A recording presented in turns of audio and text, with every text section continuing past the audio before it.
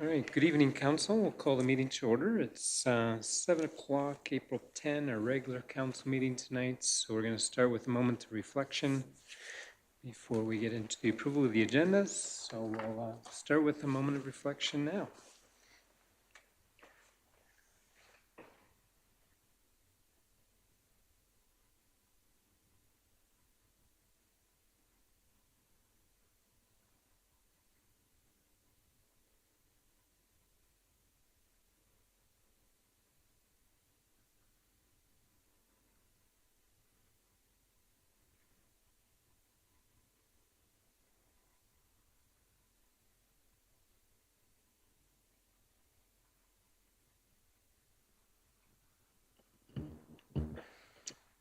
Thank you very much.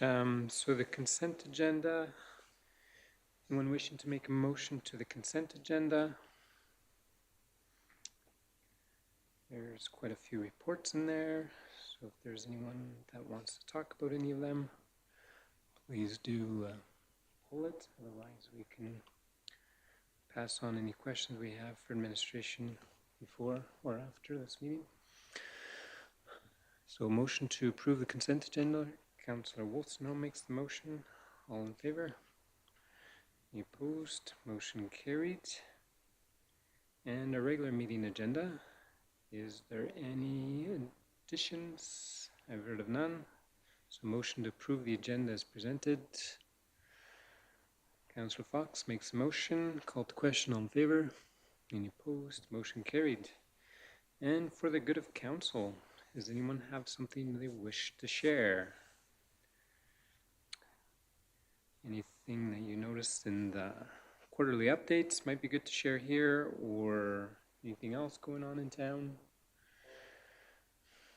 Councillor Poitras.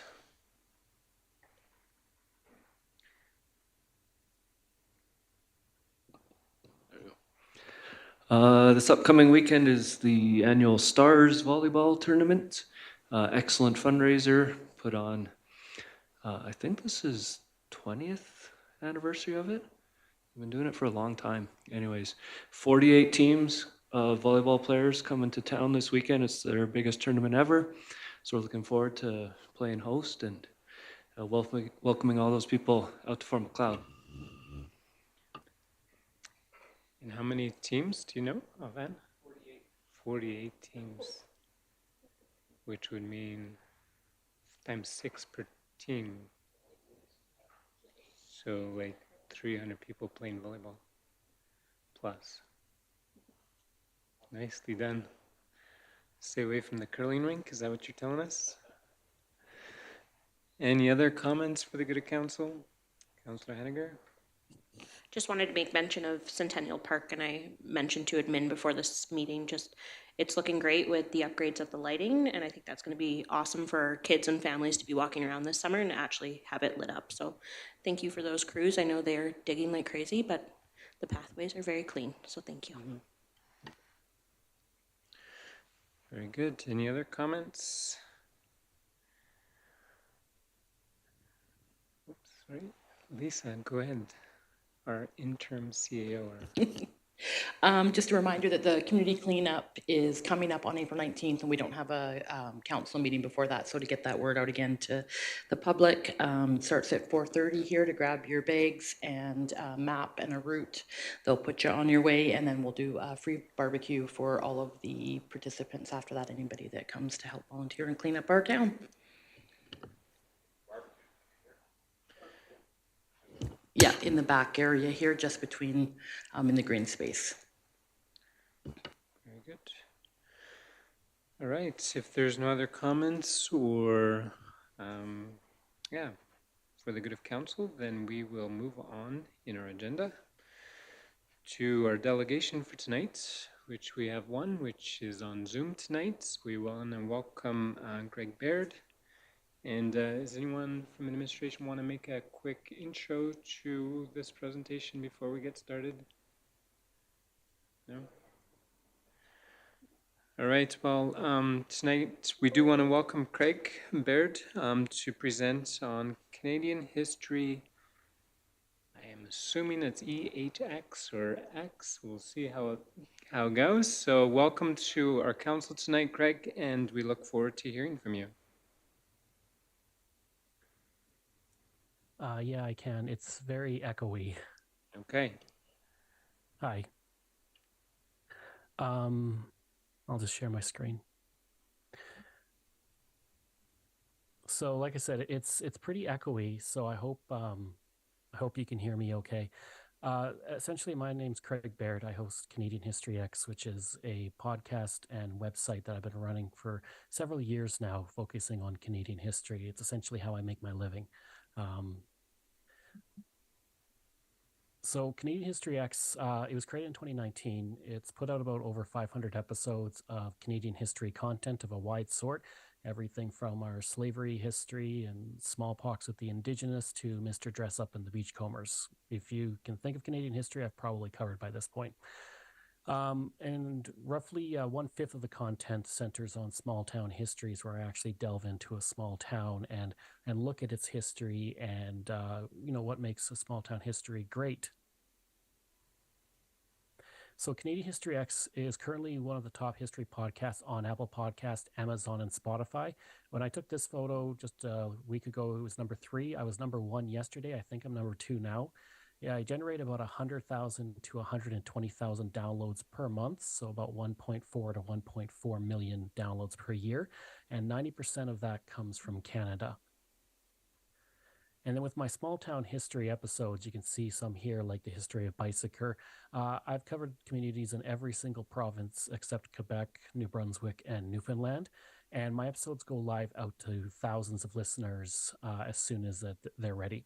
But the episodes aren't actually released until the content is approved by the town, and that goes for the website and the podcast. And as well, I often get this question with towns is, what do I require of them? I don't require anything except for the approval. I handle all the research and everything myself. So small town history website post was the other option. My website receives about 700 to 1,000 visits per day. It's increased a bit. Last week I was up to about 3,000 per day because I was on Global National, CTV National, CBC, and a whole bunch of other things because of some AI art content I was putting out.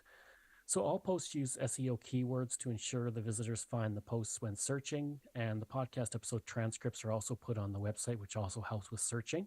And if podcast episode is chosen, it can also be streamed, or podcast episode is chosen, it can also be streamed from the website post itself, not just through a podcast player.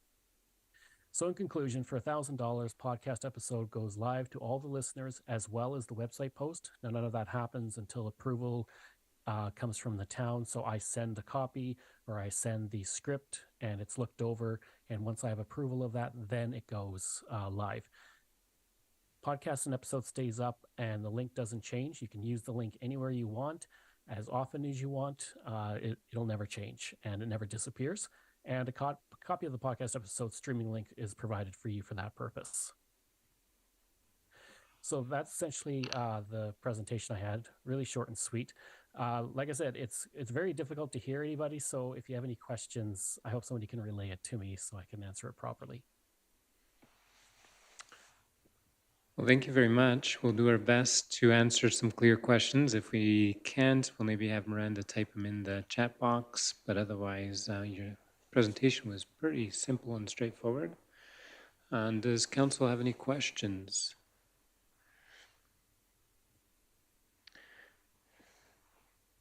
Councillor Poitras has a question. Thank you, Craig. I was just wondering what your turnaround time looks like from approval to actually releasing your podcast. So the turnaround time is generally just a few weeks. I usually can have the episode done within 2 to 3 weeks. If it's just the website post, usually that can be done in about a week and a half. If it's a website post and a podcast episode, that'll take about 3 weeks because often there's a back and forth where I record the episode, I send you a copy of the episode to listen to, and then there might be something you want changed, or perhaps I mispronounced something. I should be pretty good with Fort Macleod. I'm pretty familiar with the area.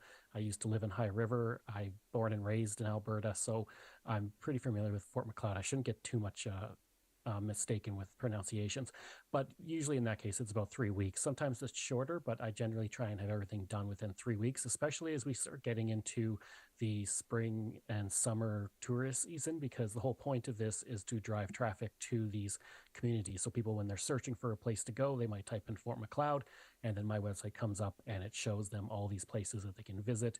And the places I have concerning the visit is always kind of tied in a tourism angle, and Fort Macleod has plenty of history to it, obviously.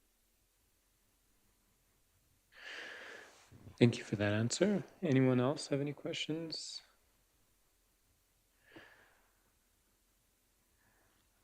I did not take a time to go through and listen to one of your podcasts. That's something I will commit to doing. I find that that's a pretty interesting little, what would you call it, gig or thing you got going. So that's really good. And if there is no other questions, did you have any closing comments for us? No, I didn't. Okay. Questions from administration at all?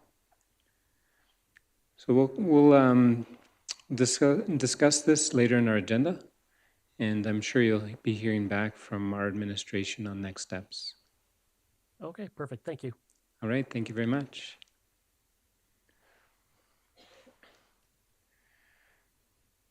All right. That concludes our delegation for tonight. Under consideration of the delegation that we just had, is anyone wishing to make a motion or defer this to administration to bring back to council for consideration? Is that what we want to do next? Lisa, our acting CAO. Yeah, it seems like the battery is almost loose underneath. Of course, as soon as Miranda gets here. I think it would be a good thing if we could bring back our marketing budget and have a discussion further with council about where our marketing budget's at and how much we've allocated already, and then determine which, if any, level we would like to put towards this. I don't see it being a bad idea. I would just like to ensure that our marketing plan will encompass that. Okay, so a motion to defer to administration to bring that back to council for a recommendation. Anyone prepared to make that motion? Councillor Henniger makes the motion. Everyone's clear on the motion? Call it the question. All in favor? Any opposed? Motion carried. Under new business, we have bylaw 1968, our 2023 mill rate bylaw, and we'll ask our Director of Finance, Chris Holbeck, to introduce the first reading of this bylaw.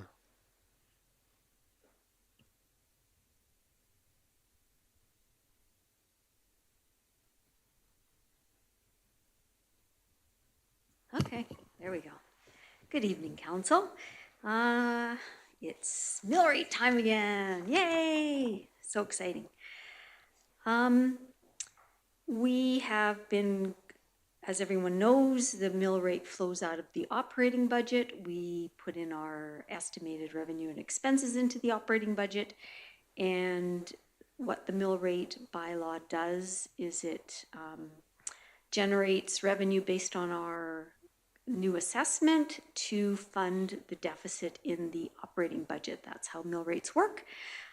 So we've been over the, council's going to see the budget come on the 24th, which is our next council meeting. We normally get the mill rate approved, second and third reading at that meeting. And then once the mill rate's approved, then we get the operating budget approved. So that's coming up. We have met and discussed the mill rate, the assessment and the mill rate, and what the mill rate needs to look like this year. I think we were all here for the last meeting when Lance Walagi, our assessor, was here. He talked about what the new assessment looks like, the increases, the average increases in both the res and the non-res assessments for 2023. Based on those estimated increases to the res and non-res assessments, council sat down and based on the new assessments and the deficit in the budget, it was determined that we were going to decrease mill rates for this year. And we just kind of did an average assessment and what it would mean with those large assessment increases that the assessor spoke to us about. And so in that meeting, we determined that if we reduced the residential mill rate by 9%, on an average residential assessment this year, with the 15.9% anticipated assessment increase, that with that type of a 9% decrease in the mill rate and the new assessment, that the average property's municipal taxes would go up by 5%. So in the calculation that we used, and it's kind of all in my presentation, that a $230,000 assessment would increase up to $266,000 this year approximately with the average assessment increase.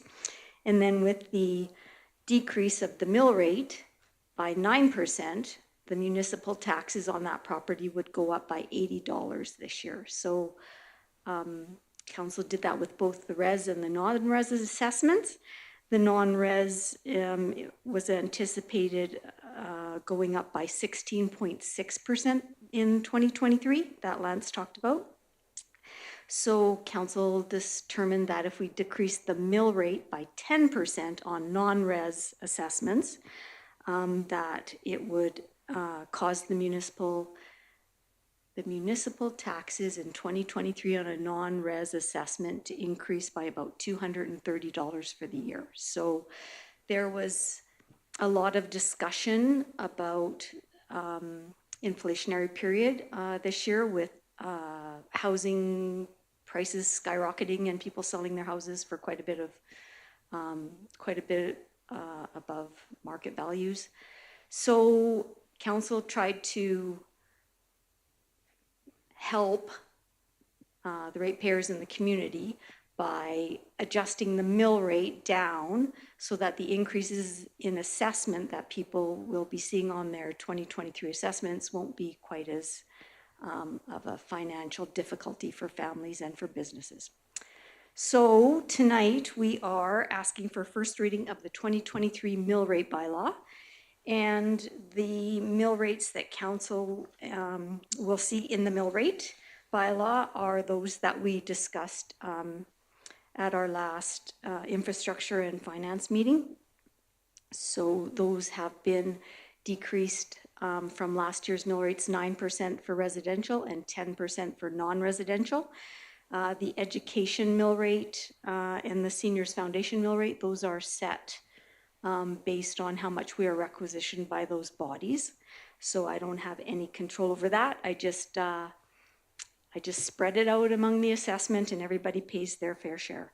The only other thing in this 2023 mill rate bylaw that I wanted to point out was that the minimum amount payable on a property went up by 2% this year. We've decided that it would go up by 2% every year to kind of keep it at a reasonable amount. So it goes from $348 for minimum tax last year to $355 this year. So that's the only other change.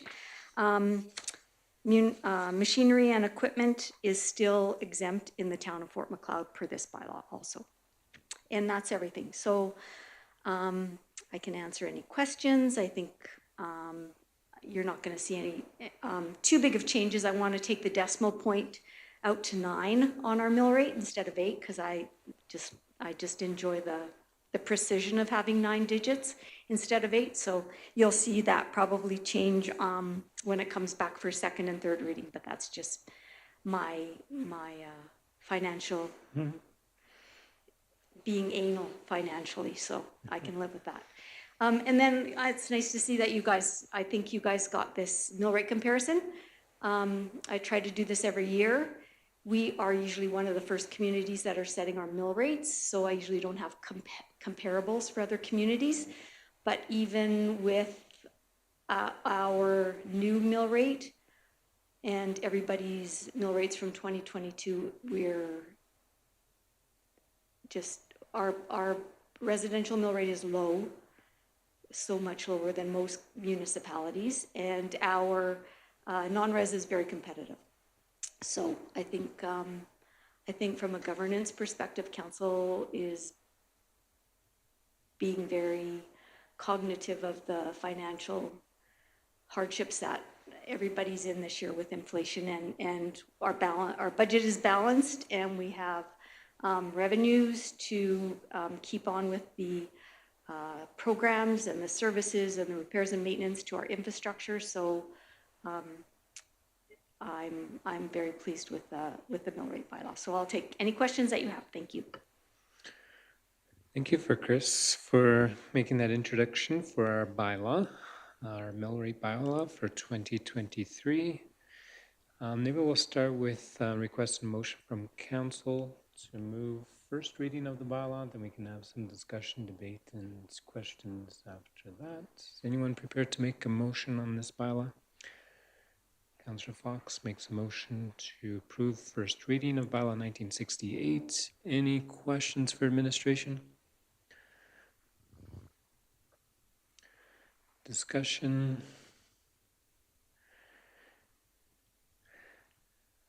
I might add, like, coming to a mill rate decision is not always easy. You have to balance it between where inflation's going and where assessments are going, and it's a tough one. But I think we're making somewhat of a historic move to reduce our mill rates to the extent that we're proposing, largely because of the assessment values went up as high as they did.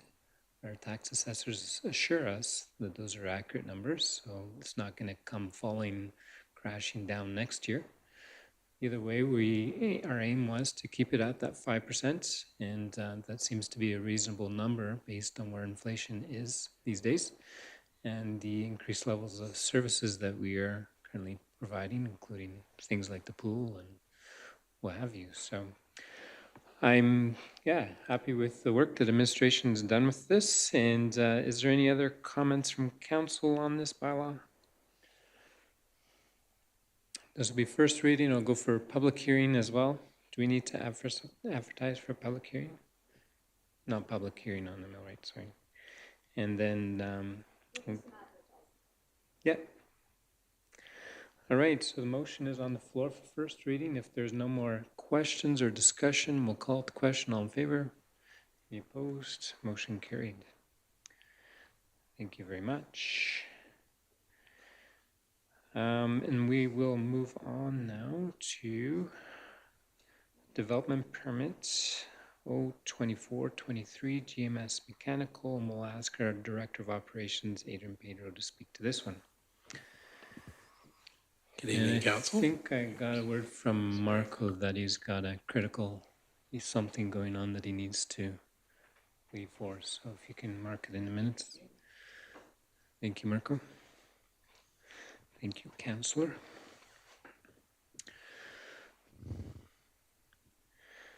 So yeah, that's not declaring a pecuniary, it's just an emergent item that he had to leave for. All right,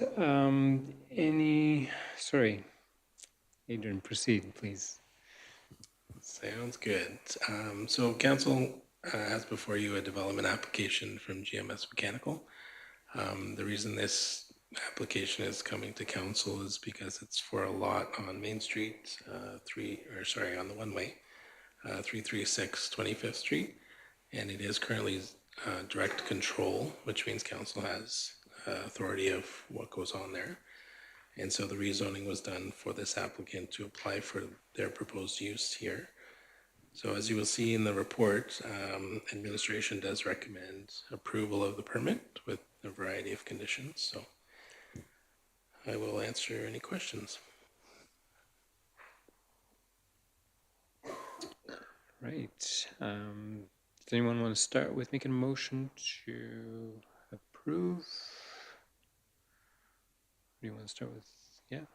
Okay. Councillor Monteith makes a motion to approve as per the recommendation. Do you have a comment or question? Have the conditions been gone over with the applicant? No, so the conditions are subject to council's approval and discretion. So we would only discuss that with the applicant afterwards.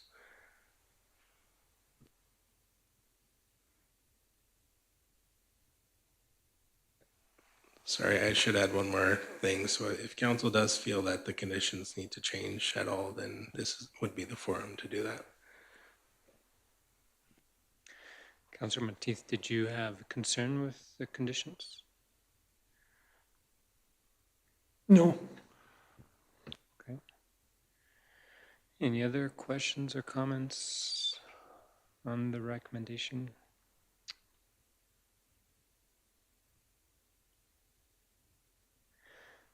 Yeah, when I read through, I didn't see any concerns with the recommendations. Like, it makes sense for even the winter maintenance, not obstructing pedestrians, aiming not to block any of the access for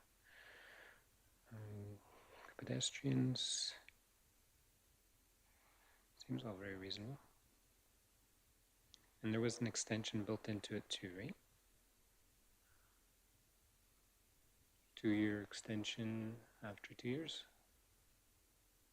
Or does that not need to be in here? Yeah, so that would be part of their bylaw for the rezoning. Okay. Right. All right. Motion is on the floor. Is there any other questions or comments? Seeing none, we'll call the question. All in favor? Any opposed? Motion carried. Thank you. Moving on to item 3, we have 4 operational policies, and our Director of Operations would like to introduce those to us tonight as well. Do you want to go through them one by one, Adrian, or? Yeah, we can do that. Okay. So we'll just go in order here. So operating policy number 9. Now this is the vacuum truck dumping policy officially. Now this is just an amendment that we made. So this is not a completely new policy. This has been in effect for a few years now. We just clarified some of the language and clarified what the restrictions were because it wasn't entirely clear on the previous version. So we are just purely an administrative exercise with cleaning that up. There was a council question, and I guess I'll just read that question. So do we have to limit it to our own municipality? So there is a section in there, and I believe it's actually the policy section itself, that does say these contents must have originated from within the municipal boundaries of the town or a designated site that has been approved by the town. So that line in there gives us some latitude to accept any sort of waste that's from outside of the town. And in practice, we have done so. So typically they would call us, we would approve the source and the contents of the waste, and we would process it that way. So I'm quite comfortable with that. Councillor Wollstonecraft has a question. Would we charge them more than what we charge our local users? We don't typically. There's just a single rate in the sewer bylaw for dumping. At the end of the day, the rate comes, we want to just essentially cover what our cost is to process that. Whether it's from inside the town limits or outside the town limits doesn't really affect that. So, but something we could look at if council would like us to. I think it does, because if it's out of town, they don't pay for any of the of our capital, and so the local users are paying for the capital, and they're not. So through taxes. So that's just a suggestion. Very good. Any other questions on this policy? Councillor Monteith? Do we have much out of town? Not a lot. Typically, our biggest users are in town. Something like the Daisy May is a pretty regular user, but out of town is typically some of the country residential properties, and then the occasional one-off project that's going on. They need a dumping site, so I wouldn't say it's very high volumes.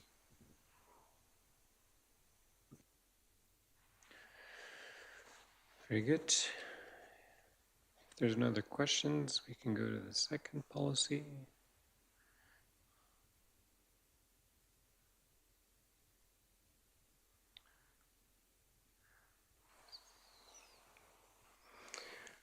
Okay, dust abatement policy. This one is completely new for the town, and it's pretty exciting from my end because I think it represents the increased level of service that we're trying to provide to our residents.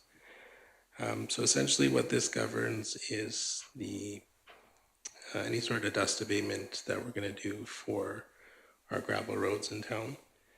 And you'll see under definitions, we do have a few different types of products that we can use. So we're not limiting it just to a single product.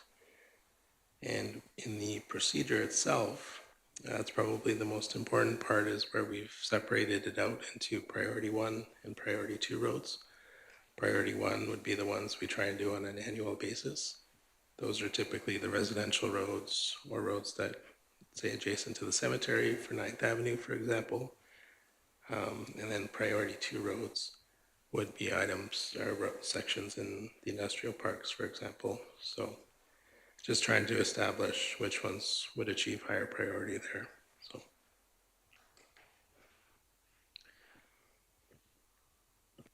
I'm curious, Range Road 261, where was that one again? So that would be north of on the 811. So up by Miss David Arnold Lucens's place, and right on the west side. Down in the valley, still not on top of the hill. Nope, correct, in the valley. Okay, very good. Any other questions on this dust abatement bylaw? Or policy, sorry. It's pretty straightforward, I would say. Item 3. Gravel road improvement. So gravel road's getting a lot of attention this year. Not a bad thing. This one is a more comprehensive policy. So this is in response to council's initiative to pave gravel roads.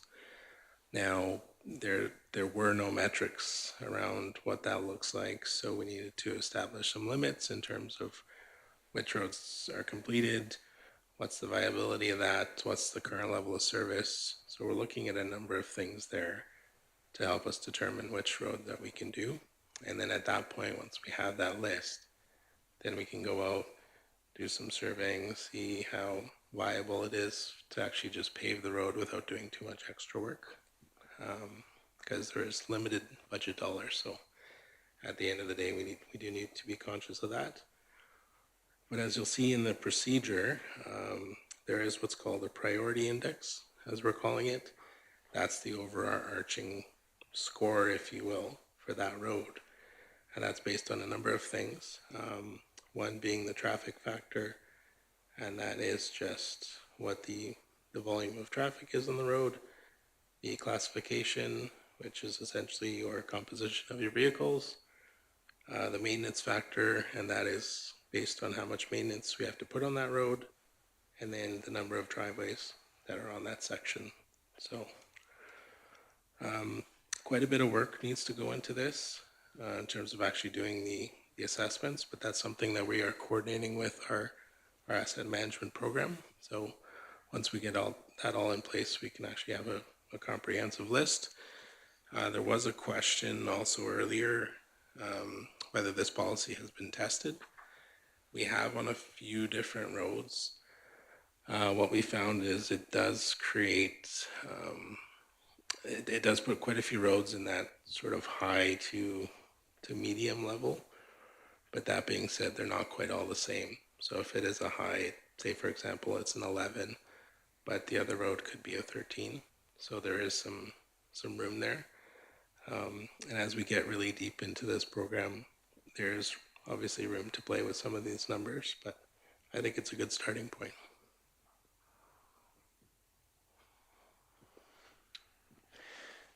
Okay. Yeah, it'd be interesting to see like our budget for paving gravel roads isn't that big. So is it going to take 100 years to get through our priority list, or do we have to look at extra funds to even make a dent into some of our priorities, right? So I think that becomes the question then, right? That's the beauty of the asset management program. So we'll actually track and have all that data. So I know we've talked a lot local improvement levies. Like, is that built into a policy like this, or does that completely stand alone? Like, when would we trigger a local improvement levy, or when would? We've had a lot of discussion on that. I don't think we've gotten far enough into it that we've actually triggered it. It's just how. yeah, I think local improvement, I think it's kind of a parallel process. I don't know if it necessarily needs to be outlined in the policy. It could be referenced as a tool. At the end of the day, there's two ways of doing a local improvement. One being, landowner driven, or the second being town driven. But obviously during that process, there's an opportunity for those landowners to petition against that. So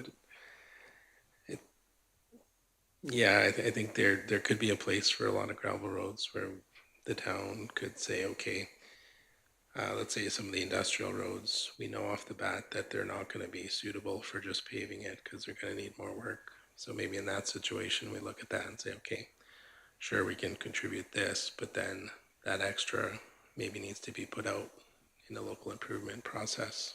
And we can look at it on a case-by-case basis. I think something like that would have to be, because even other roads in town, there's a lot of different scenarios. Every one of them, as soon as you asphalt it, it's somewhat permanent, right? So you want to make sure you do it right when you do it. So I'm assuming that will, like you said, work somewhat parallel. If there's extra engineering or shaping that's required for any of these roads, because I didn't see a lot of mention of that reshaping and re-engineering for drainage, what have you, if we do asphalt. So that would be separate from this process. So this would strictly assign the priority level. Okay. And then we would look at that from an engineering perspective. Okay. Any other questions on this gravel road improvement policy? See none. The fourth one, gravel road maintenance policy.